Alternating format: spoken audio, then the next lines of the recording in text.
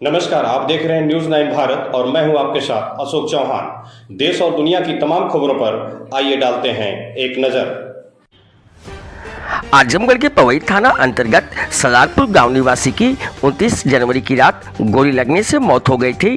मृतका की पत्नी द्वारा पवई थाने में तहरीर दी गई थी कि मेरे पति अजय कुमार सिंह पुत्र स्वर्गीय काशीनाथ सिंह 29 जनवरी की रात 7 बजे अपने बाइक से घर से निकले बाजार के लिए और जब देर रात तक घर नहीं लौटे तब मैं उनके मोबाइल पर फ़ोन लगाने लगी तो घंटी तो बजती थी, फ़ोन नहीं उठ रहा था। तब मैं अपने लड़के शिवा और भतीजा अंकित को खोजने के लिए भेजी। ये सब खोजते हुए लगभग रात 9 बजे गांव के पश्चिम सिवान में मंदिर पहुंचे तो देखा कि मंदिर के पास एक सीमेंट के बेंच पर सौ पड़ा मेरा शरीर से खून बह रहा था और जमीन पर फैला था मेरे पति का पहले से रामनगर के शिवम सिंह पुत्र अजीत सिंह वर्तमान प्रधान सलारपुर के बेटे गिरजा राजभर गांव के देवेंद्र सिंह उर्फ संजय सिंह पुत्र रामसूरत सिंह राजेश धुरिया एवं रमन आदि से विवाद चल रहा था। इसी को लेकर इनके द्वारा मेरी पति की हत्या कर दी गई है।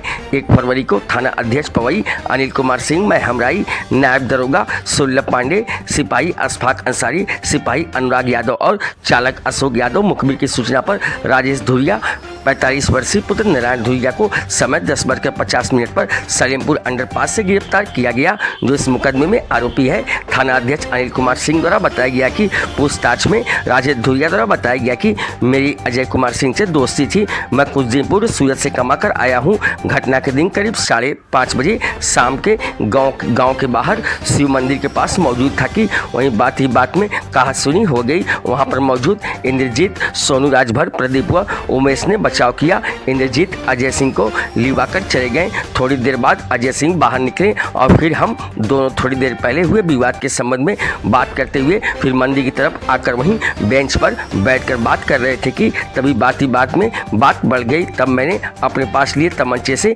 अजय सिंह के सर पे गोली मार दिया और जब वो गिर गए तो मैंने तमंचे को अजय सिंह के हाथ में पकड़ाकर पैरों के पास रख दिया, जिससे मालूम हो कि आत्महत्या किए हैं। थाना पवई के गांव सलारपुर में 30 जनवरी 2025 को एक व्यक्ति अजय सिंह जो वहां के इंटर कॉलेज के संविदा पर लिपिक में काम कर रहे थे, रात में किसी अज्ञात व्यक्ति द्वारा गोली मारकर हत्या कर दी गई थी। ऐसी सूचना थाना पवई से प्राप्त हुई थी। इस सूचना पर सभी अधिकारी दलों द्वारा घटनास्थल का निरीक्षण किया गया। निरीक्षण में प्रथम दृष्टया यही प्रतीत हो रहा था, क्योंकि तमंचा भी मौके पर यही पड़ा हुआ था कि किसी व्यक्ति द्वारा इनकी हत्या की गई है गोली मारकर। इस घटना के बाद एफआईआर दर्ज कर ली गई थी और विवेचना की कार्रवाई की जा रही थी। इसी विवेचना के क्रम में आज दिनांक में एक व्यक्ति राजेश धुरिया हैं, उनकी गिरफ्तारी की गई है।